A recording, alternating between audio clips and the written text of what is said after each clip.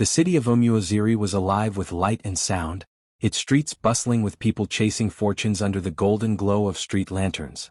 Yet, as Adana stepped down from the rickety village bus, the lively hum of the city felt distant. She clutched her faded satchel tightly, her hands trembling as she whispered a prayer under her breath. The coin in her pocket, the last she owned, pressed against her palm like a weight heavier than gold. It was for Amaka, her daughter, her life. Adana's heart twisted painfully as she thought of Amaka's frail body curled up on a thin mat back home, coughing softly in the night. The healer's words were etched in her mind: she needs medicine, good food, rest. Without them, I cannot promise she will last the season. Her footsteps quickened, determination hardening her resolve. It didn't matter what this job demanded of her. It didn't matter what horrors awaited in the mansion of Mrs. Ifyananya. She would endure it all, for Amaka. Ahead, the mansion loomed like a shadow cut from the night sky, its tall gates crowned with iron spikes. The windows glowed faintly like watchful eyes, and the air around the house felt colder than the rest of the city. Adana hesitated for a brief moment, gripping the small bundle in her hands. Inside it was a note she'd written to Amaka, promising to return, and a trinket, a carved wooden bird that had once been her daughter's favorite toy. "I'll come back to you," she whispered, her voice trembling. "I'll come back with enough to make you well again." The gates creaked open as if they had been waiting for her. Adana stepped inside. The hallway was a cavern of shadows and whispers. The clattering of pots and pans echoed faintly from the kitchen, while the sharp crack of a whip rang out from somewhere deeper in the house. The sound made Adana flinch. She tightened her grip on her satchel and forced herself to move forward. She didn't have to look far to see the cruelty of Mrs. Ifyananya's domain. Just ahead, a young maid lay crumpled on the cold marble floor, her face streaked with tears. A thin line of blood trickled from her temple. Adana's stomach churned, but she dared not stop. "Keep moving," a voice hissed from the shadows, and Adana turned to see an older maid, her face lined with years of suffering. "If you stop, you'll be next." Adana nodded, swallowing the lump in her throat. She stepped around the fallen maid, her heart pounding like a drum. The air in the house was heavy, almost alive, pressing down on her like an invisible weight. She could feel eyes watching her, unseen but undeniable. At the far end of the hall, a door slammed open with a deafening bang. Adana froze. "Who dares to be late in my house?" The voice was sharp and cruel, slicing through the air like a blade. Mrs. Ifyananya stepped into view, her figure tall and imposing. She wore a gown of shimmering black, her jewelry glittering like shards of ice. Her expression was cold, her lips curled into a sneer. The maid nearest to her, a young girl no older than 16, stammered an apology. But it was too late. Mrs. Ifyananya raised her whip, a long, thin instrument of pure cruelty, and lashed it across the girl's back. The sound of the strike echoed through the hallway, followed by the girl's muffled cry.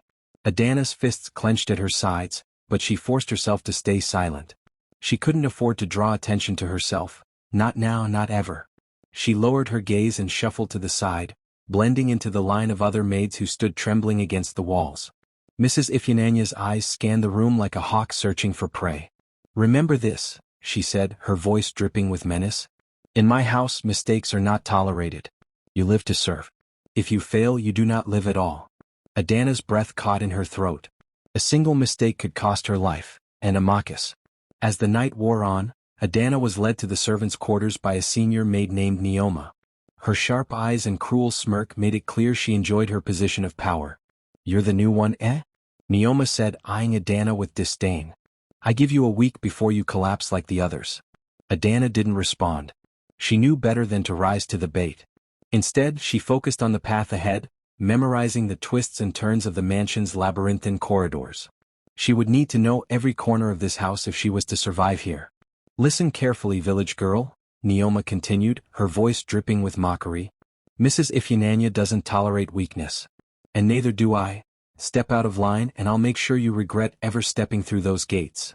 Adana nodded stiffly, biting back the retort that burned on her tongue. She couldn't afford to make enemies, not yet. Later that night, as Adana scrubbed the kitchen floors with a ragged cloth, an older maid named Kizoba knelt beside her. Her face was worn, her hands calloused, but her eyes held a glimmer of kindness. "Watch yourself," Kizoba whispered, glancing over her shoulder to make sure no one was listening. "This house eats the careless." Adana nodded, grateful for the warning. "Thank you," she murmured. Kizoba leaned closer, her voice barely audible. And beware of the midnight potion. Adana frowned. The midnight potion? Kizoba's expression darkened. A test. Mrs. Ifyananya gives it to every new maid. None have survived it. Adana's blood ran cold. She looked down at her trembling hands, the weight of her decision pressing down on her like a mountain. She couldn't fail, not for her, not for Amaka. As midnight approached, the tension in the mansion grew thicker. Adana could feel it in the air, in the way the other maids avoided looking at her as they passed. Even the flickering candlelight seemed to tremble with fear. In the dining hall, Mrs. Ifyananya sat at the head of a long, gleaming table, her cold eyes fixed on Adana as she entered. Neoma stood to the side, her smirk more sinister than ever. "Come forward," Mrs. Ifyananya commanded, her voice echoing in the vast room. Adana stepped forward, her knees shaking. She kept her gaze low, refusing to meet the mistress's eyes. Mrs. Ifyananya held up a small vial filled with a dark, murky liquid. "Drink this," she said, her tone almost casual. "Let us see if you have the strength to serve in my house." Adana's heart pounded in her chest. This was it, the test Kizoba had warned her about. She reached out with trembling hands, taking the vial from Mrs. Ifyananya. Her mind raced. She thought of Amaka's fragile body, of the wooden bird she had left behind as a promise of her return. She couldn't fail. She wouldn't. With a deep breath, she raised the vial to her lips. The first morning in Mrs. Ifyananya's mansion began long before the sun rose. Adana woke to the sharp clang of a bell echoing through the servants' quarters. She sat up abruptly, her heart pounding.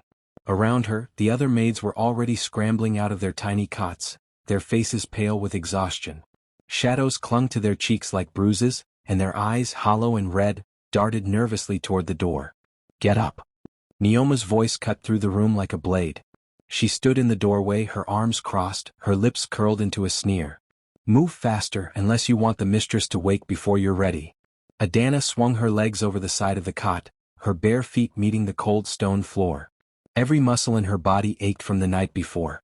She barely had time to stretch before Neoma barked again. "New girl." Neoma's eyes locked on her. "Don't think I'll go easy on you because you survived last night."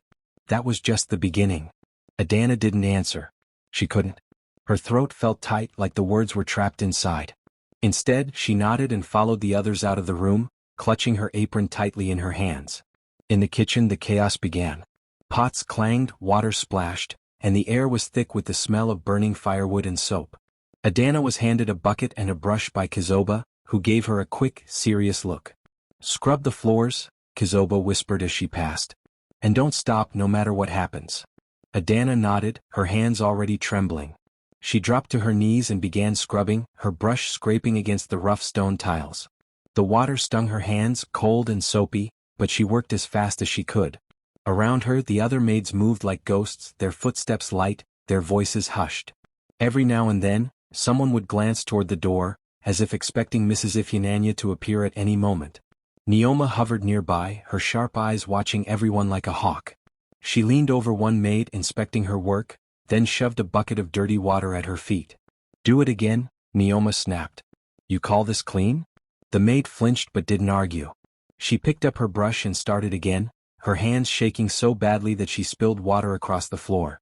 Neoma smirked and turned away, her gaze landing on Adana. "You," she said, striding over. "Are you planning to scrub all day? Move faster." Adana bit her lip and nodded. Her arms burned as she scrubbed harder, ignoring the ache spreading through her shoulders and back. She thought of Amaka, of her daughter's small, fragile body and her soft, wheezing breaths. Every scrape of the brush against the floor was a promise to herself. She would survive this. She had to. By mid-morning, the punishments began. The first was for Ifani, the youngest maid, who was sent to clean the dining hall. Adana had noticed her earlier, a small, trembling girl with wide, frightened eyes.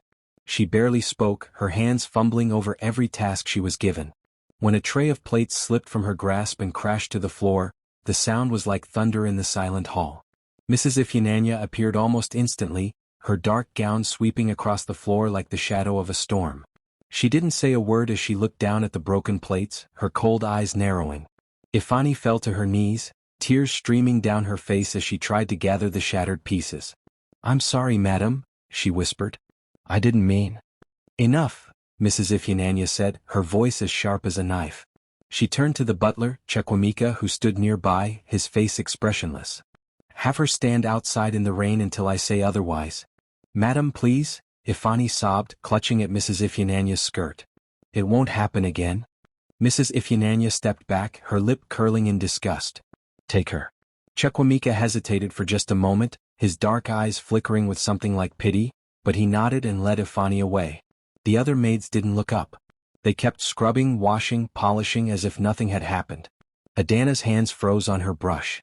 Her chest tightened as she watched the little girl disappear through the door. That night, Adana found Ifani huddled in a corner of the servants' quarters, her small body wrapped in a thin blanket. Her lips were blue, and her teeth chattered as she tried to warm herself. Adana knelt beside her and placed a hand on her shoulder. "Are you all right?" she asked softly. Ifani nodded, but her eyes filled with tears. "I tried to be careful," she whispered. "I don't want to get in trouble again." Adana felt a wave of anger rise in her chest, but she pushed it down. She couldn't afford to let her emotions show, not here. Instead, she pulled the blanket tighter around Ifani and gave her a small, encouraging smile. "You'll be fine," Adana said. "Just stay close to me. I'll help you." From across the room, Kizoba watched them with a knowing look. Later, when the others had fallen asleep, she pulled Adana aside. "You're too soft," Kizoba said, her voice low but firm. "If you keep protecting her, you'll paint a target on your back." "I can't just stand by and do nothing," Adana said, her jaw tightening. "She's just a child." Kizoba sighed and shook her head. "I hope your kindness doesn't get you killed." The next few days passed in a blur of pain and exhaustion. The maids were given endless tasks, scrubbing walls, polishing chandeliers, carrying heavy buckets of water up and down the stairs, but Neoma made sure Adana's work was the hardest. She sabotaged her at every turn, spilling water on the floor just to blame her for the mess or knocking over a stack of linens and forcing her to fold them again. One afternoon, as Adana carried a tray of tea to Mrs. Ifyananya's sitting room, Neoma stuck out her foot and tripped her. The tray crashed to the ground and hot tea spilled across the carpet. "What have you done?" Neoma hissed, her voice dripping with fake concern. "The mistress will have your head for this." Adana's cheeks burned, but she didn't have time to argue. She dropped to her knees and tried to clean the mess, her hands shaking as she dabbed at the carpet with her apron. But before she could finish, Mrs. Ifyananya entered the room. "What is going on here?" she demanded, her sharp eyes darting between Adana and Neoma. Neoma stepped forward, her expression innocent. "The new maid, madam," she said. "She spilled your tea." Mrs. Ifyananya's gaze shifted to Adana, her face unreadable. For a moment, the room was silent. Then, to Adana's surprise, Chekwamika spoke. "It wasn't her fault, madam," he said calmly. "The tray was unsteady. I saw it myself." Adana looked up in shock, but Chekwamika didn't glance her way. He kept his eyes on Mrs. Ifyananya, his expression steady. After a tense moment, Mrs. Ifyananya waved a hand dismissively. "Clean it up," she said. "And be more careful next time." That night, as Adana lay in her cot, she thought about everything that had happened. The weight of the day's events pressed down on her like a heavy blanket, but she refused to let herself cry. She couldn't afford to be weak. Not here. On the mansion, its silence thick and suffocating, broken only by the occasional rustle of leaves against the windows. Adana lay on her cot, staring at the cracked ceiling, her mind unable to rest. Her body ached from the day's endless labor, but something deeper gnawed at her, a sense of unease she couldn't shake. Her thoughts drifted to Amaka, to the promise she had whispered before stepping through those iron gates. "I'll endure no matter what it takes. I'll return to you." But as the days dragged on, the mansion felt like a living thing, feeding on her hope and strength. The warning Kizoba had whispered on her first night echoed in her mind. "This house eats the careless." And then there was the potion. She had swallowed it that first night, the dark liquid burning her throat like fire. 4 hours she had lain in her cot, her body trembling as shadows seemed to dance on the walls. She had dreamt of strange things, whispers in the dark, a child's laughter and a cold, empty pool reflecting the moon. When she woke the next morning, her body was intact, but something felt altered. She couldn't explain it, but she had survived, and that was all that mattered. But now, as the hours crawled toward midnight, the unease returned. It was as if the house itself was calling to her, pulling her from her restless bed. Quietly, she slipped her feet to the cold floor, careful not to wake the others. The flickering candlelight from the hallway cast long, trembling shadows across the walls. She didn't know where she was going, only that she couldn't ignore the pull. The corridor seemed longer than usual, its familiar twists and turns now foreign and strange. The air grew colder as she neared a part of the mansion she had never dared approach before, Madame Ifyinanya's private wing. Her heart pounded in her chest, every instinct screaming at her to turn back. But she kept walking, drawn by a faint sound, soft and broken, like the muffled cries of someone in pain. The sound grew louder as she reached the heavy wooden door at the end of the hall. A thin line of light seeped through the crack beneath it, and the crying became clearer, raw, unrestrained, and full of anguish. Adana froze, her hand hovering over the door. She knew she shouldn't be here. If Madame Ifyinanya caught her, the punishment would be swift and brutal. But something pushed her forward. Slowly, she pressed her hand to the door and pushed it open. Inside, the room was dimly lit by a single candle flickering on a small table. Madame Ifyinanya sat on the floor, her imposing figure hunched and trembling. Her usually immaculate hair hung loosely around her face, and her hands clutched a small picture frame against her chest. Tears streamed down her cheeks, glinting in the faint light. Adana's breath caught in her throat. This was not the mistress she had come to fear. This was a woman consumed by grief, her walls of cruelty crumbling in the solitude of the night. Madame Ifyinanya's head snapped up, her tear-streaked face twisting into a mask of fury. "What are you doing here?" she hissed, her voice sharp and trembling. "How dare you enter my room without permission?" Adana's legs trembled, but she didn't move. Her voice was steady though soft. "I heard someone crying, Ma. I thought someone might need help." The mistress stared at her, her eyes blazing with anger, and something else. Fear. Vulnerability. For a moment, neither of them spoke. Then, slowly, Madame Ifyinanya's shoulders sagged, and the picture frame in her hands trembled. "Help?" she repeated bitterly, her voice breaking. "There's no help for me. Not anymore." Adana hesitated, then took a cautious step forward. The picture in Madame Ifyinanya's hands caught her eye. It was a photograph of a young boy, his bright smile frozen in time, a small toy car clutched in his hands. "Who is he?" she asked gently, kneeling a safe distance away. The mistress's lips quivered. "My son," she whispered. He was everything to me. And I lost him."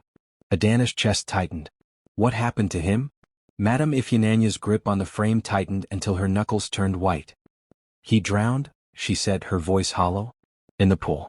I trusted someone to watch him, a maid. But she let him die. She let him die and then ran away like a coward." Adana's heart ached at the raw pain in the woman's voice. She couldn't imagine losing a child, the very thing you lived for. Slowly, she reached out, her hand hovering just above Madame Ifyinanya's. "I'm so sorry, Ma," she said, her voice trembling. "No one should have to carry that kind of pain alone."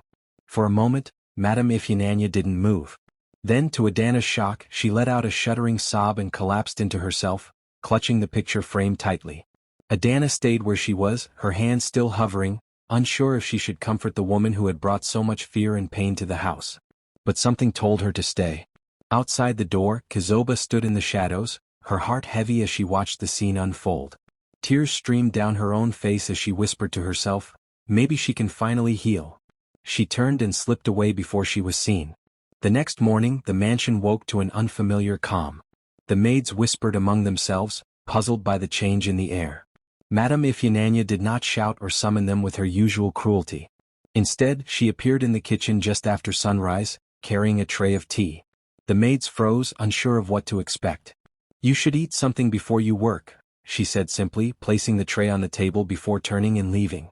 The room erupted into murmurs the moment she was gone. "What just happened?" Neoma whispered, her sharp eyes darting to Adana. "What did you do?" Adana said nothing, keeping her gaze low. She didn't know how to explain what had happened. All she knew was that something had changed. Madame Ifyinanya's walls had cracked, and for the first time, Adana had seen the woman behind the fearsome mask. Later that afternoon, a black car pulled into the compound. A police officer stepped out, holding a worn file. Madame Ifyinanya met him at the door, her face pale but composed. "We have new information about the maid who fled after your son's death," the officer said. "She was spotted in a nearby town but escaped before we could apprehend her. The case has been reopened." Madame Ifyinanya's hand trembled as she took the file. The pain she thought she had buried surged to the surface, raw and unrelenting. Kizoba approached her daughter cautiously. "You've carried this pain for too long," she said softly. "Maybe it's time to let go." Madame Ifyananya looked at her, the weight of years reflected in her eyes. I don't know if I can, she whispered. Kizoba placed a gentle hand on her shoulder. You can. But you don't have to do it alone. That night, the mansion was quiet again, but it was a different kind of quiet. Adana sat by the window in the servants' quarters, staring out at the moonlit garden. For the first time she felt a flicker of hope, not just for herself but for everyone in the house. And deep in her heart she made a promise. I'll survive this place. For Amaka. For all of us. The mansion woke in an uneasy calm. The sunlight filtered through the high windows, hitting the polished floors, but it didn't warm the air. Adana moved quietly through the hall, her hands steady, her mind alert. She had seen Madame Ifyananya's tears the night before, but she knew grief did not erase the past. The mansion still held secrets, and tonight, she felt, one of them would finally come to light. Kizoba approached her as she passed the kitchen, her expression serious. Adana, be careful today. Neoma will try something. She does not like you seeing the mistress differently. She will not forgive you. Adana nodded. She kept her eyes forward, careful not to show any sign of fear. I will watch, she said quietly. I will not let her succeed. The day dragged slowly. Tasks came one after the other, each more exhausting than the last. Adana's arms ached from scrubbing, carrying heavy water buckets, and polishing the endless floors, but she kept moving. Every corner of the mansion seemed to watch her, every shadow seemed to follow her steps. It was in the afternoon that Neoma made her move. As Adana carried a tray of freshly baked bread to the sitting room, she felt a hand flick at the tray. Bread tumbled to the floor, landing with a loud crash. Adana's heart skipped a beat. Neoma stood in the doorway, her face twisted with a fake smile.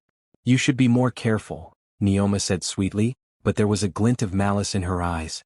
I would hate for something to happen to you. Adana froze for only a moment. Then she dropped to her knees, gathering the bread quickly, her hands shaking but steady. She looked up at Neoma. I am careful, she said softly. You will not make me fail. Neoma's smile faltered. We will see, she muttered before turning away. The afternoon stretched into evening. The sun dipped low and shadows filled the mansion, longer, darker than ever. Adana was alone in the hallway when she heard whispers from the end of the corridor. Curious, she crept forward, keeping to the wall, and froze as she saw a figure hiding behind a door, one of the maids she hadn't noticed much before. The girl held a crumpled piece of paper, and her hands trembled. Adana stepped closer. What is that? She asked quietly. The maid jumped. I was just, nothing, she stammered, trying to hide it. Adana knelt beside her. It is all right. Show me. You can trust me. The girl hesitated, then handed her the paper. Adana unfolded it carefully. It was a note written by a maid who had once worked here long ago, the one blamed for Madame Ifyananya's son's death. The note described how the child had been left unattended, how the maid had panicked and run, and how guilt had haunted her ever since. Adana's heart pounded. This was the proof Madame Ifyananya needed. She clutched the note and ran to the mistress's private wing, her steps echoing on the marble floors. Madame Ifyananya was in her sitting room, her hands still shaking from the previous night's grief. She looked up sharply as Adana entered. Adana, what? She began, but her voice broke as she saw the note in Adana's hands. It is the truth, Adana said, her voice steady. This note explains what really happened to your son. The maid ran, but she left this behind. You can know now. You can see who was responsible. Madame Ifyananya's hands trembled as she took the paper. Her eyes widened, scanning every word. Tears welled up, but this time they were different. They were not only grief but recognition, a release. All this time, I blamed myself, she whispered. I thought I had failed him, but it was not my fault. Adana knelt beside her, placing a hand gently over hers. It was not your fault, Ma. You loved him. You did everything you could. Now you can let it go. Madame Ifyananya's shoulders sagged, a deep, shuddering exhale escaping her. I do not know if I can forgive myself, she admitted, voice trembling. But, perhaps I can try. From the corner, Kizoba stepped forward. You can, Ma. You are not alone anymore. Let this truth set you free. Outside, the mansion seemed to hold its breath. Even Neoma, who had been watching from the shadows, faltered. She had no words to say, no cruelty to wield. Adana looked at her with quiet resolve. There is no hiding the truth here, she said. Everything comes to light. Neoma's face hardened for only a moment before she turned and left, defeated, slamming a door behind her. Madame Ifyananya stood slowly, clutching the note. Her eyes softened as they met Adana's. You risked yourself to bring me this. Why? Because it was right, Adana said simply. Because your son deserves justice. And because you deserve peace.